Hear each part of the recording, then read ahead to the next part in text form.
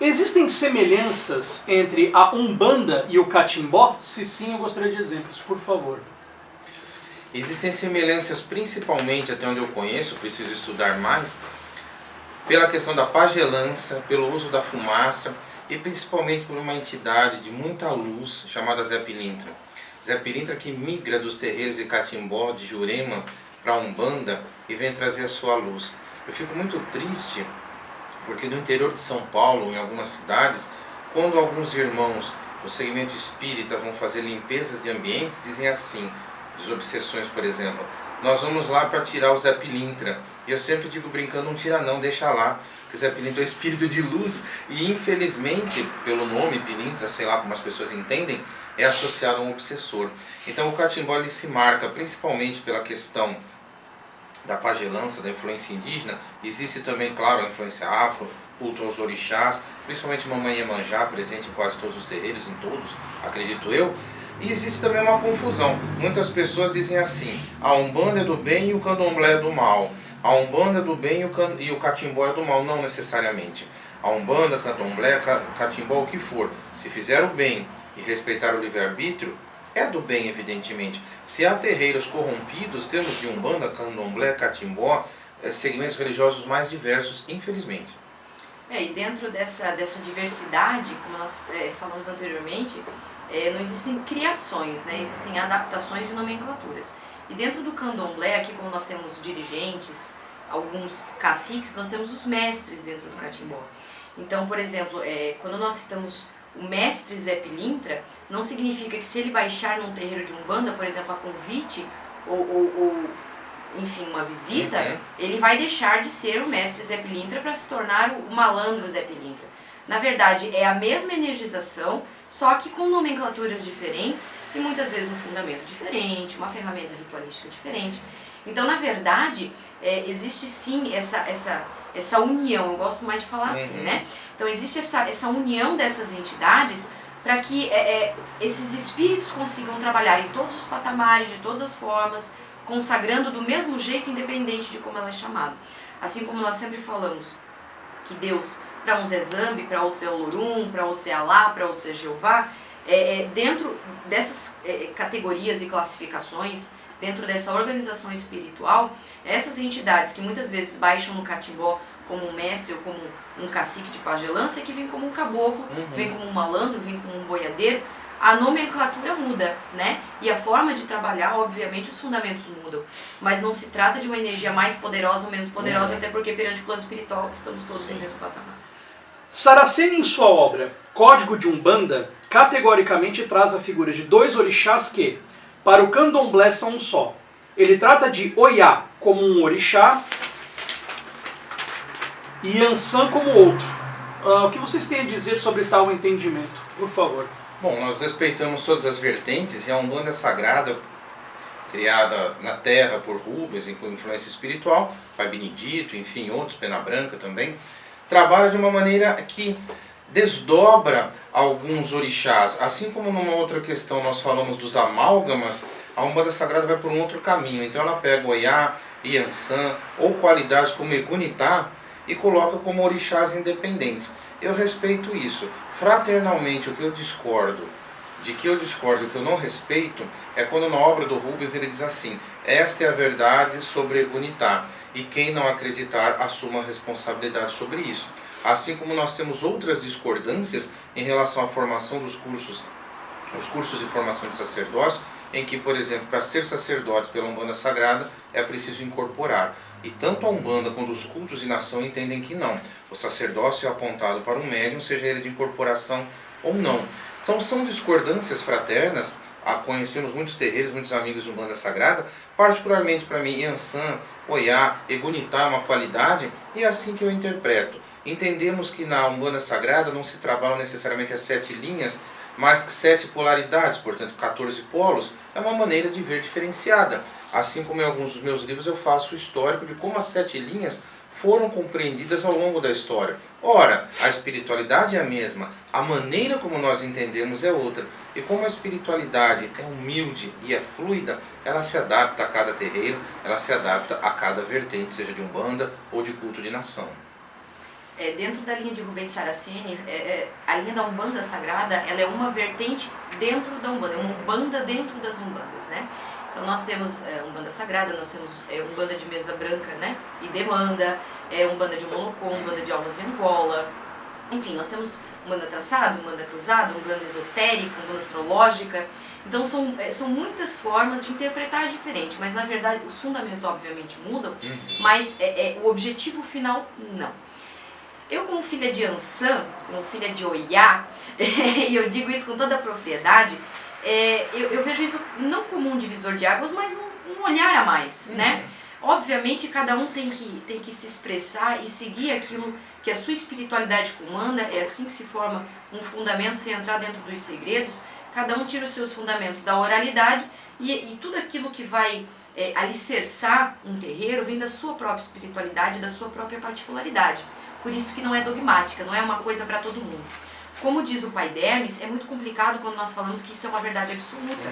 Nós, enquanto Umbanda das Sete Linhas, uma casa de Umbanda cruzada, e já aproveito para desmistificar um pouquinho, porque para alguns lugares Umbanda cruzada é Umbanda cruzada com Candomblé, e muitas pessoas chamam de Umbandomblé, sendo que Umbanda cruzada de Candomblé e Umbandomblé não é a mesma coisa, né? Mas a Umbanda cruzada, ela pode ser cruzada por dois motivos. Dois dirigentes espirituais com duas fundamentações diferentes comandando a mesma terreira, e um dirigente espiritual que se formou em uma linha de Umbanda e acabou fazendo a sua fundamentação final para tocar outra, que é o meu caso. Eu sou formada em Umbanda de Almas em Angola, era uma Umbanda de corte, sim, e isso deve ser respeitado, porque lá os animais eram tratados com todo respeito, né, desde o início, tinham a melhor comida, tinham o melhor tratamento, não sofriam para morrer. Então as pessoas também que se indignam com corte, dizendo que não concordam, deviam visitar um terreiro e deviam visitar um abatedouro, porque se você ainda come churrasco vendo um abatedouro, você está tendo uma indignação seletiva, né? Então é muito complicado. E dentro dessa linha de Oiá e de Ansan, talvez dentro de uma compreensão assim mais abrangente, com o nosso irmão que já desencarnou, Rubens Saraceni, e hoje tem muitos, digamos assim, entrando na frente dessa religião que é tão bonita também, e leva tantas pessoas à luz, eu vejo como Yansan de uma linha de Umbanda para aqueles que se formaram apenas na Umbanda, e a nomenclatura Oiá para aqueles que vieram de nação, mas encontraram o seu caminho dentro da Umbanda. Então talvez essa diferença faça toda a diferença, com perdão da redundância. E existem também a questão das qualidades, das magias, magia do fogo, magia das pedras, magia dos cristais, magia da espada. São vários tipos de iniciação que dentro de outras umbandas nós não vemos, mas não é por isso que nós somos melhores ou piores. Dentro da questão do irmão ainda do irmão Rubens Saraceni, existe muita positividade, né, para tudo que ele fez, abriu muitos caminhos dentro das leituras. A única coisa que realmente eu não concordo, e não é porque eu não concordo que eu vou deixar de respeitar, tenho vários conhecidos e amigos da Umbanda Sagrada, é essa questão de a verdade absoluta, é assim porque eu estou colocando, que me foi passado assim. Eu enxergo isso como a sua verdade. Eu sempre coloquei isso quando eu lia os livros do Rubens, né, e ainda tenho muitos livros para ler. Mas pode ser verdade dele, mas eu tenho que filtrar. E a partir do momento colocado de uma forma assim, se eu filtrar e se eu não aceitar aquilo como uma verdade absoluta, eu estou indo contra a Umbanda. Como muitas pessoas que falam que não existe corte na Umbanda, existe sim.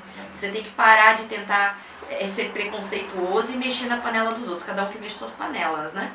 E por um outro lado, na questão ainda de Ansan, de Oiá, tem muitos que falam que vão trazer Santa Bárbara. Existem nomenclaturas e qualidades, como Egunitá, nós não enxergamos como um orixá em si, mas como uma derivação, como uma qualidade das Yansãs, nos métodos de trabalho. O que são as qualidades? São as fundamentações diferentes. Eu trabalho com uma Yansã Matamba, que dentro da Angola ela é uma inquice, né? E dentro de outras religiões isso me foi questionado. Mas como é que você traz um inquice para a Umbanda? Então eu não perdi a estribeira, obviamente, né? Porque é o irmão fraterno, enfim, todos são. Mas eu disse assim, tá, e quem é você na fila do pão? Para me dizer quem eu trago ou não dentro do meu terreiro. Quem tinha que me cruzar, quem tinha que me pembar, quem tinha que comprovar se era uma entidade ou não, já o fez. Então cuide do seu terreiro, meu irmão, e não do terreiro dos outros. Porque enquanto você está molhando com veneno o terreiro dos outros, a sua quartinha está secando e o seu orixá está morrendo de fome. E depois disso eu não tive mais problemas.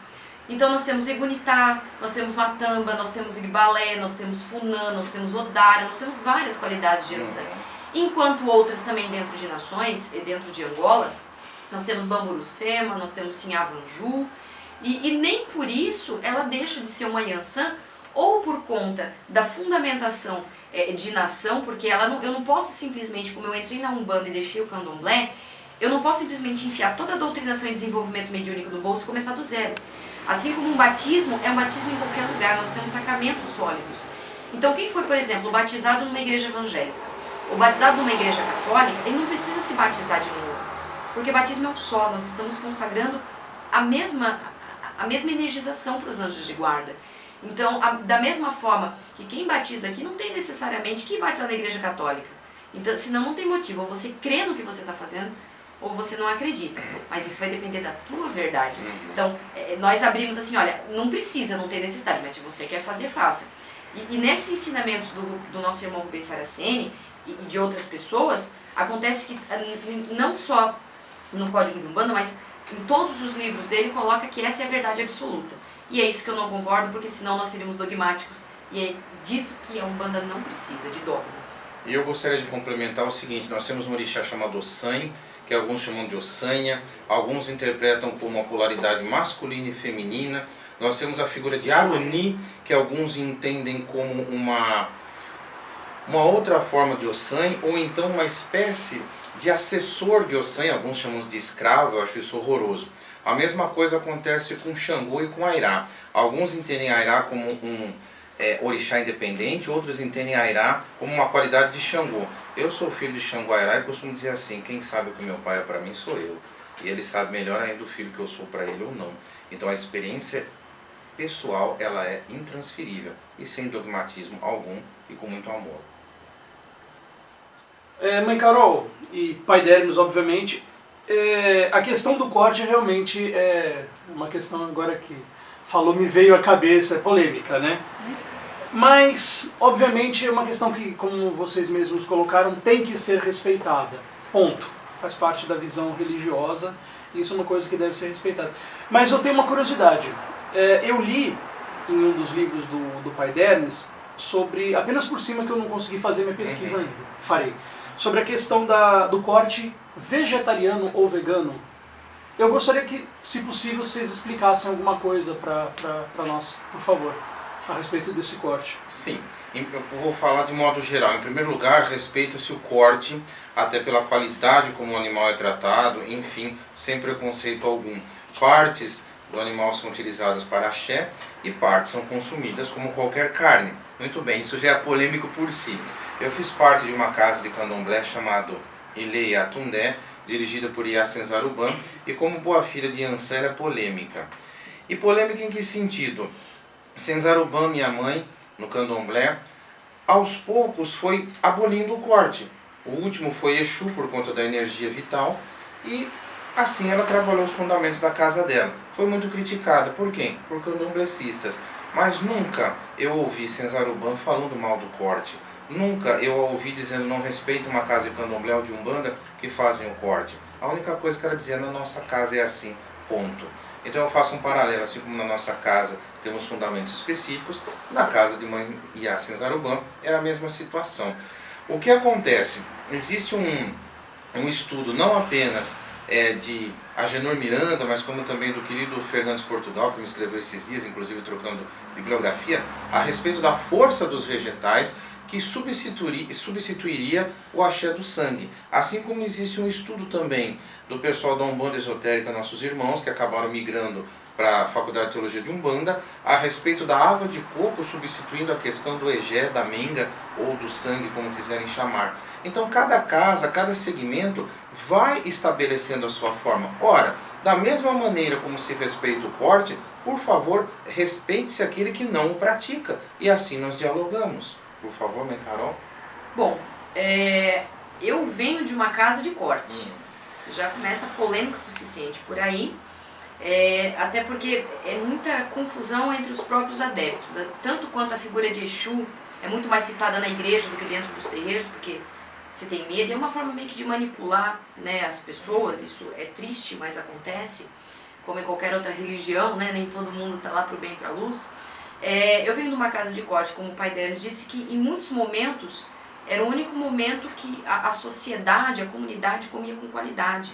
E algumas vezes era o único momento que a sociedade comia. Então, eu fico pensando assim, poxa, eu tenho pena do animal, ok. Então invada um abatedor, é a primeira coisa que eu falo. Porque lá eles são surrados, eles sofrem muito para morrer. E dentro de um terreiro, não. Se existe um corte, é um corte reto, é um corte fino, ele nem vê que ele está morrendo, essa é a verdade.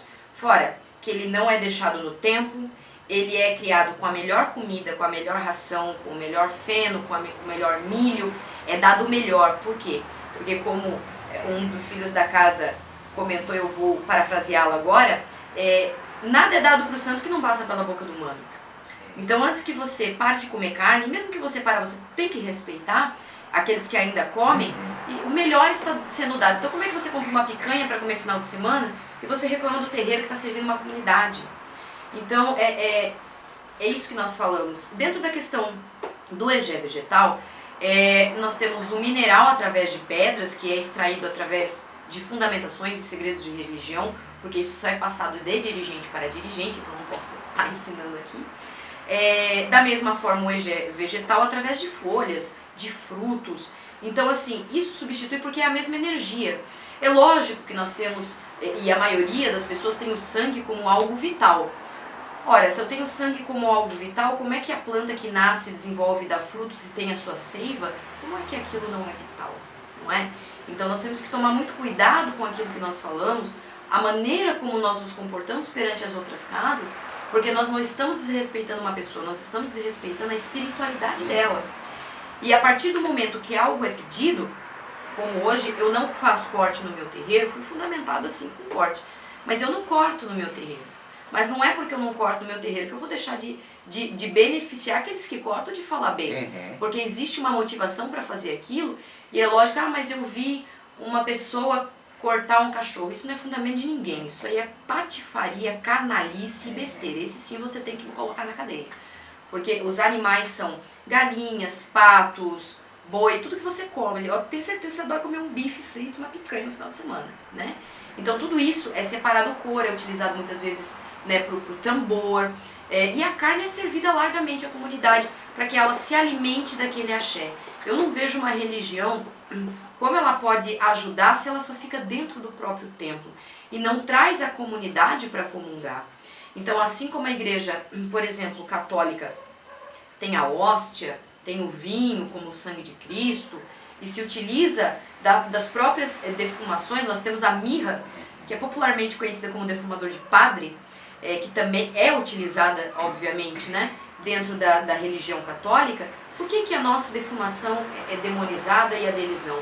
Por que talvez a nossa bebida, aquilo que nós distribuímos para a comunidade é demonizado e o deles não? Porque existe uma questão também que envolve poder, envolve preconceito, e nós vivemos assim, ainda, né, parece que nós estamos em 1816. Mas eu espero que realmente com um diálogo aberto com as pessoas eles entendam que tudo que é feito dentro do terreiro não é feito só para o santo, é feito para as pessoas. Porque nós não queremos viver para nós. Nós vivemos não para ser servidos como outras religiões, e não estou generalizando, mas cada um tem a sua. Nós vivemos para servir. Tanto que nós não vivemos da religião, nós vivemos para a religião. E tem uma diferença bem grande aí. Existe alguma influência das religiões ameríndias na Umbanda? Posso responder essa? Por favor. Com toda certeza. Quando nós falamos em tripé da Umbanda, nós estamos falando de caboclos, pretos velhos e herês. Como uma trindade, especificamente, óbvio que existem os orixás dentro desse patamar.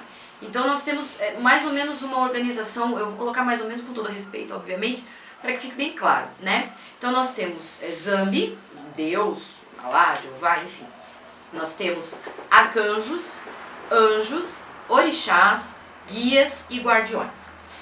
Dentro desse tripé de fundamentação, nós temos os orixás, né? Que remonta, vamos colocar assim, e embeleza também a nossa amada Umbanda, os orixás africanos. Então nós temos o africanismo sendo envolvido nisso, juntamente com os pretos velhos, trazidos da África, que foram escravizados e deram seu suor e seu sangue para regar esse país. Não é verdade? Todos nós somos descendentes de escravos, vocês gostando ou não. Nós temos os herês, como as crianças de várias nacionalidades que desencarnaram em idade tenra, como nós falamos, numa inocência, numa situação extrema, né? Abuso, maltrato, abandono. E nós temos na figura do ameríndio os nossos caboclos. Nós temos tanto eles trazidos da Europa, alguns deles, como a gente vê esses índios americanos, né? Quanto os caboclos, sim, dessa terra, filhos desse chão, donos desse chão, porque aqui todos nós somos imigrantes. Aqueles que falam assim, ah, mas veio um monte de haitiano, agora... Não vai acontecer. Você é o primeiro a roubar essa terra, meu irmão. Então, você não tem muita moral pra estar falando, não. Você tem que voltar e deixar pros índios, né?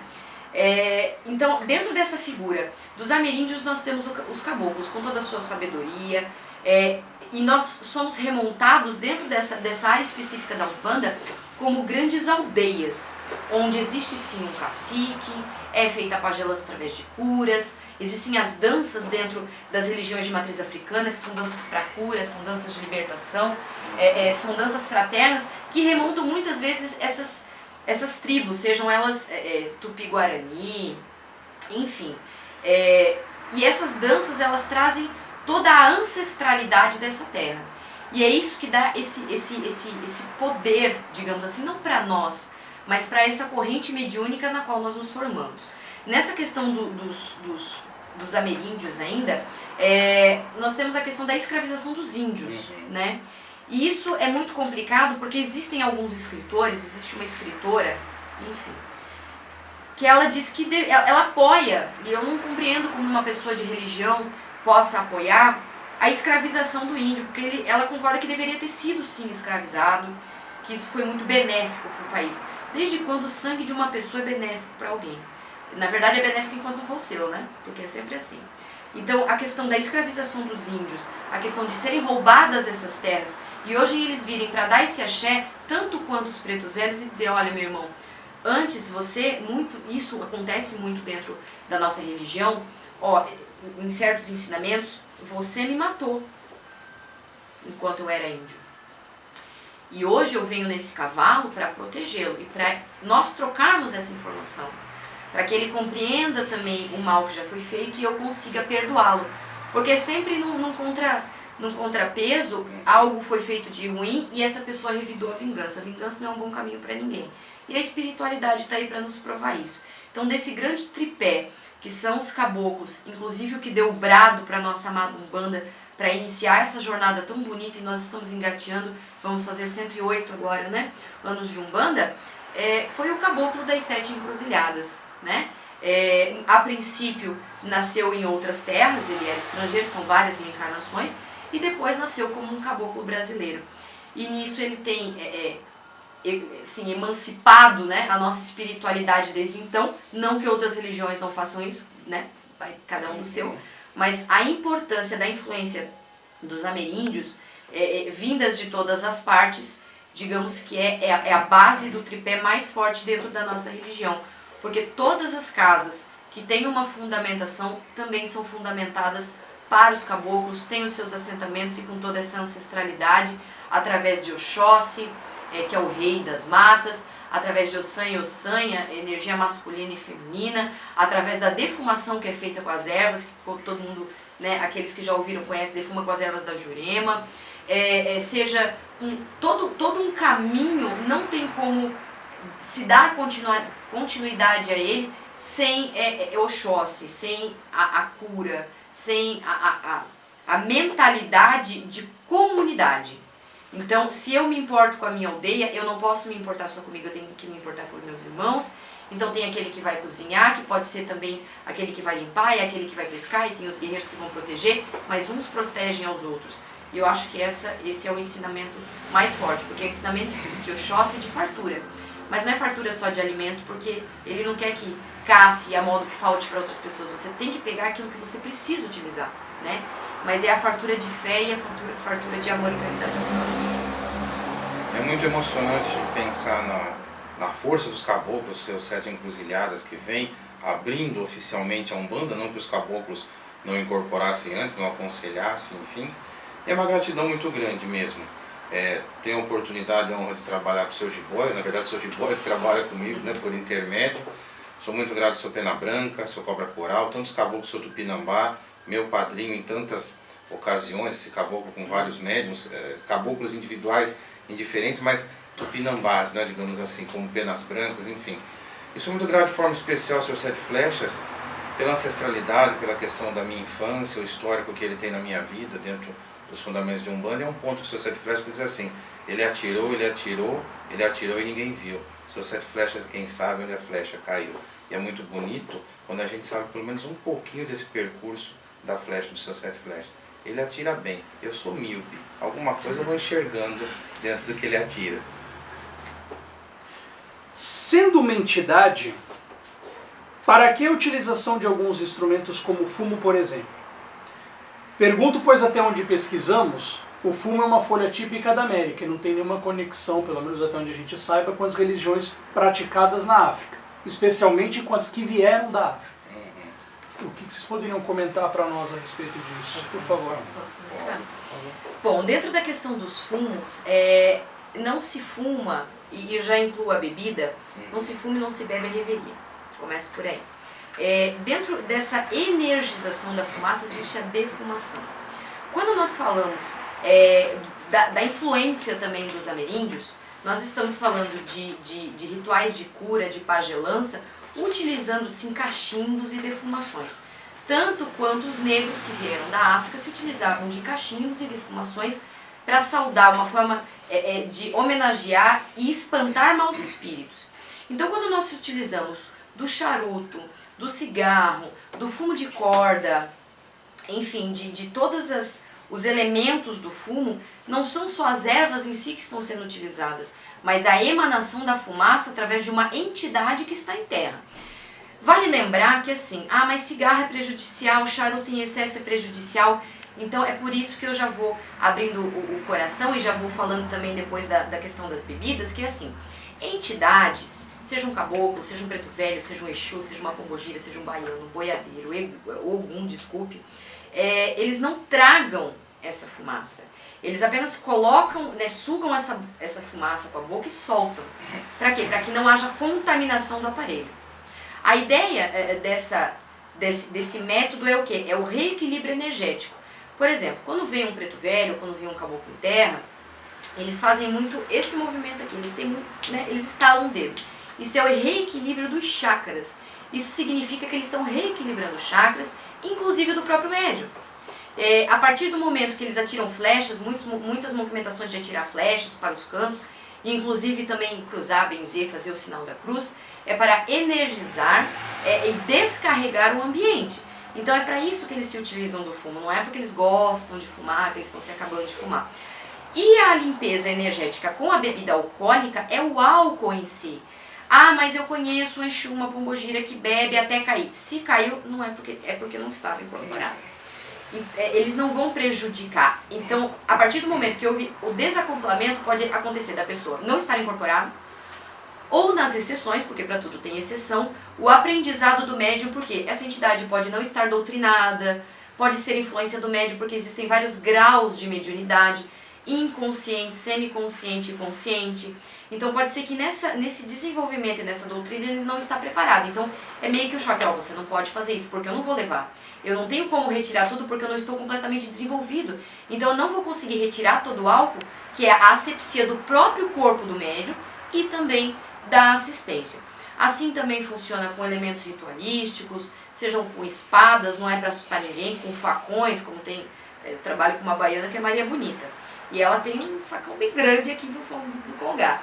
Não é que ela vai machucar alguém, mas é o corte, de miasmas astrais. O laço do boiadeiro é para pegar energizações, porque existem classificações das energias deletérias umbralinas. Então nós temos Egum, Quiumba, vampiros e obsessores. E ainda existem subclassificações disso. A gente não vai entrar porque senão vai se estender muito. Mas a questão do fumo em si é para que, ao mesmo tempo que ele energize e dê um passe, ele tire toda a energização negativa que está no ambiente. E isso é feito através da fumaça, do charuto, seja do cigarro, através da bebida, como uma asepsia energética. essa é a função do charuto e essa é a função da bebida, essa é a função de elementos ritualísticos. Assim como é uma complementação das guias. As guias, os fios de conta, cada um representa um tipo de iniciação diferente. Muitas pessoas têm muito mais guia do que pescoço para usar, mas é muito importante porque é uma proteção. Digamos assim, se existe um desequilíbrio tão grande, ou uma energia tão deletéria como um obsessor, que é o pior, vamos colocar assim, de todos eles dentro do terreiro, a guia é o último estágio. Então a guia arrebenta, mas a demanda ou esse obsessor não incorpora no dirigente, na assistência ou em ninguém. Pega nesse para-raio que são as nossas guias, se não for pela defumação, se não for pela bebida, se não for pelo cruzamento dos cantos. Então, digamos assim, existem várias proteções energéticas e o fumo e a bebida, eu diria assim, é uma das mais importantes fundamentações de Umbanda. É lógico que, tô com vontade de fumar. É da minha Yansan, Não, é você que tá com vício, não culpe o seu vício pelo orixá. Assim como se eu tenho um cachimbo, eu tenho um cachimbo, gosto de fumar cachimbo, tá? Você gosta, não é porque você tá com preto velho encostado. Então existe muito dessa mistificação que não ajuda muito assim a gente a desendemoniar a religião de matriz africana. Adolescentes, crianças não manipulam álcool e fumo nos rituais. Quando um médium não fuma, a entidade respeita isso. Eu não sou fumante, os que trabalham comigo fumam pela doutrina da casa e nem por isso me tornei fumante. Um médium que, por exemplo, seja alcoólatra, não pode, tem medo, vou sentir, ou não é aconselhável, vai sentir o gosto ao final de uma incorporação, também não. Pega-se o álcool, coloca-se no ponto, como nós chamamos, assim como o fumo. Interessante que em São Paulo nós temos a lei anti-fumo em espaços fechados, e assim como foi aberta a exceção para teatro, para obras de arte, manifestações artísticas, também foi aberta à época para rituais religiosos, porque senão nós seríamos proibidos de praticar algo litúrgico em virtude de uma lei maior, que é de combate ao fumo, de respeito ao espaço fechado, mas nós não entendemos o uso do fumo como desrespeito, existe uma questão litúrgica aí envolvida. Vale lembrar que a Umbanda respeita o livre-arbítrio, porque se não respeitasse como as pessoas pensam, para tudo se faz um trabalho, para tudo se paga, não é assim. Respeite-se tanto o livre-arbítrio como eu não gosto de cigarro e minha esposa é fumante, e nem por isso eu venho aos pés do orixá, pelo amor de Deus, que minha esposa pare de fumar, porque o orixá tem mais o que fazer, certo? Então é mais ou menos por aí.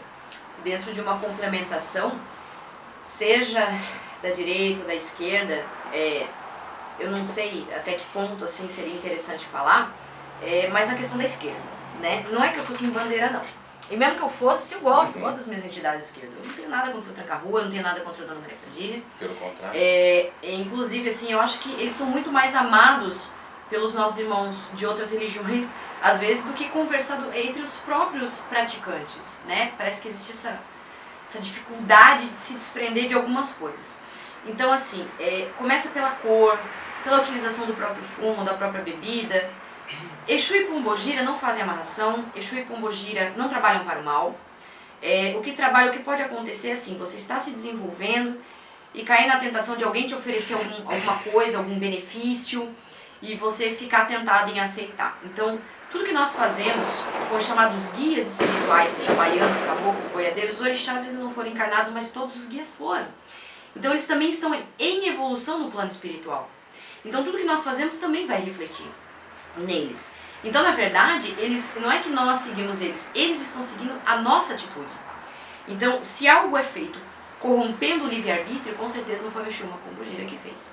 Foi um ser humano em busca de benefícios. Isso vale para amarrações, isso vale para alguns terreiros que infelizmente fazem, para você conseguir alguma coisa, você tem que deitar com o meu cavalo. Isso é muito comum. A entidade não deita com ninguém porque ele é um espírito, ele não tem libido, ele não tem desejo sexual.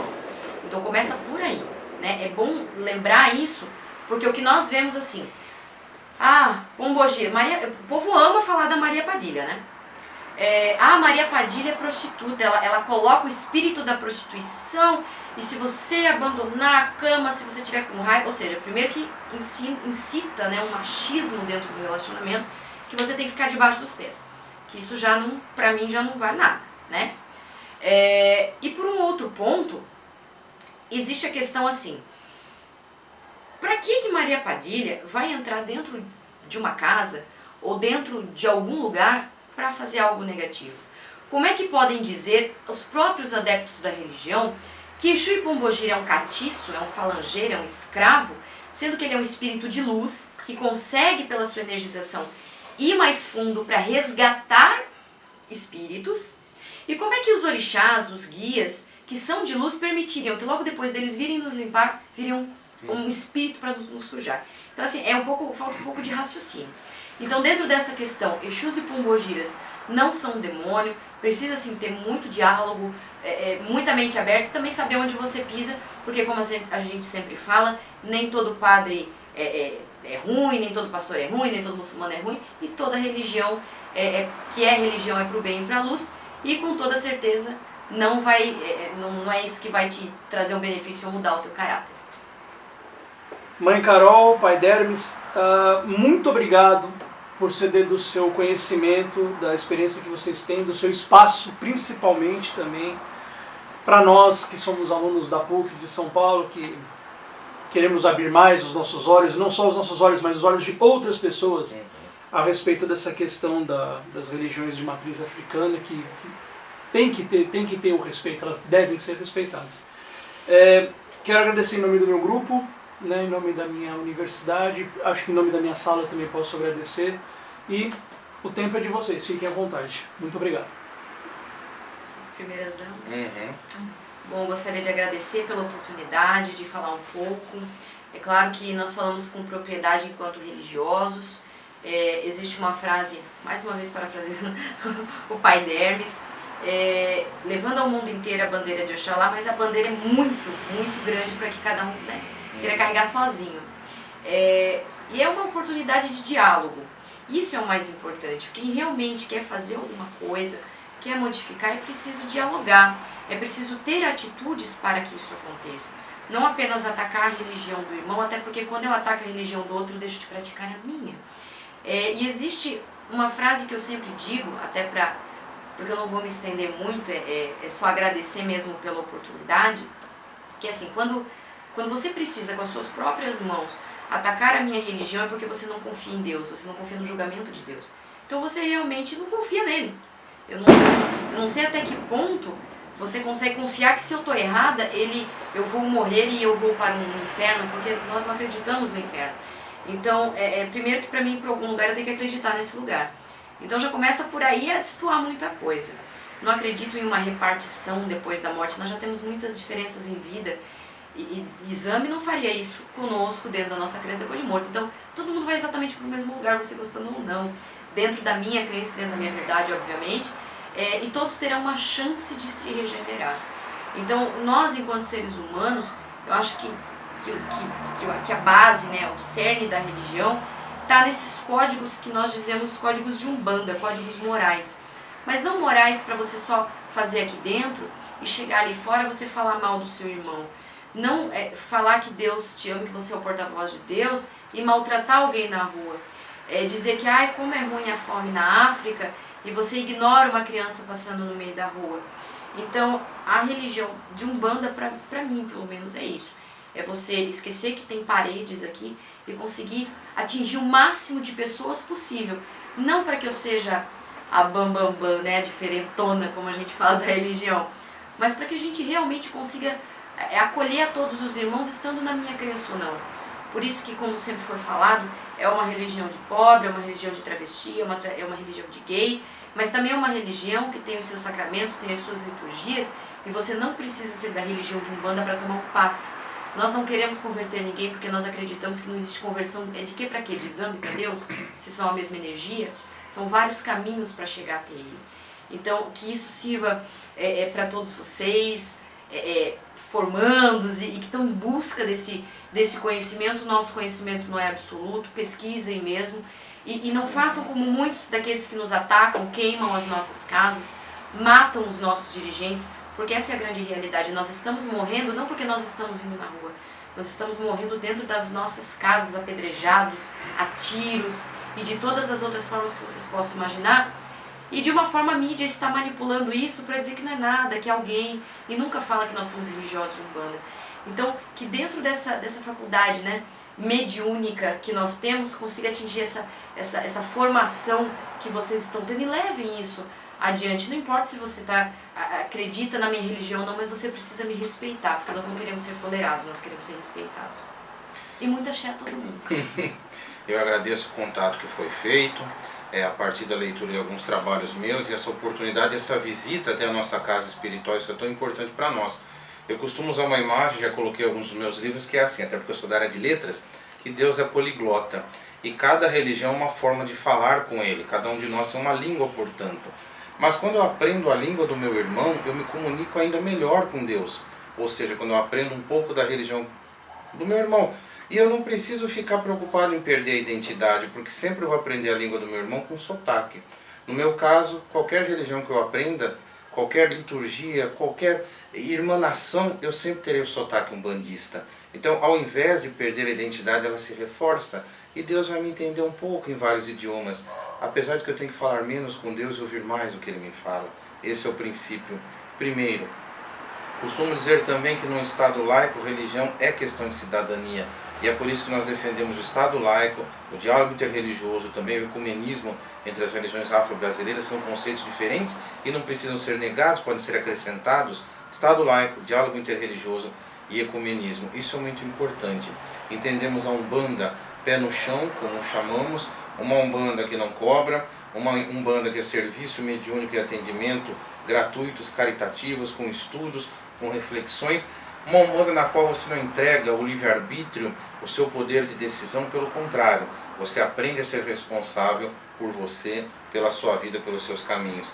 Orixá ampara, Orixá nos pega pela mão, Orixá por vezes até nos carrega um pouquinho no colo em alguma parte, mas ele não caminha por nós, ele nos ensina a caminhar. E eu desejo a todos muito axé, muita paz, e que Pai Xangô, meu orixá de cabeça, dê sempre a cada um de vocês a palavra justa e precisa, a justiça, mas sempre com compaixão, e que minha mãe Oxum adoce a todos, principalmente naqueles momentos em que nós estamos mais amargos, como entrega de TCC, como fim de semestre, como época de pagar mensalidade, está tudo muito duro, que a gente não perca a paciência, pelo contrário, que a gente veja no amargor a lição doce que vem depois. Sejam todos convidados a vir aqui a Blumenau, tenda de Umbanda em Ansamatambe, Caboclo Jiboia, dirigente Mãe Carol, dirigente Pai Dermes. Estamos ao lado da Vila Germânica. Como sempre dizemos para os amigos, venham, participem de uma gira, tome um passe, depois tome um chopp também em Blumenau. Conheça, participe, porque a vida é celebração. A Umbanda é uma religião em que a gente canta, a gente dança, a gente bate palmas e a gente se senta e come junto com os orixás, como um filho.